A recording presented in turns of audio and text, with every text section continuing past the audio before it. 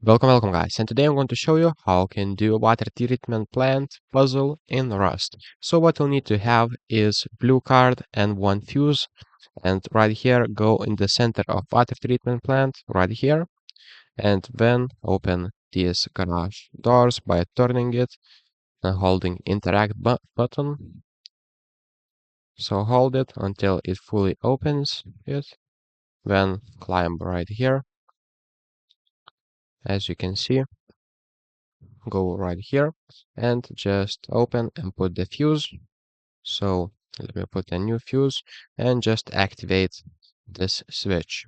After that, go right here, press on these doors, go right here, and then you'll need to go to this building. So I will turn no clip on for now to show you. Go right here, climb these ladders, prepare your blue card, as you can see right here, swipe it, doors should open up. Here you can loot it, and if you go right here, you'll find the red card, as you can see right here. So that's pretty much it.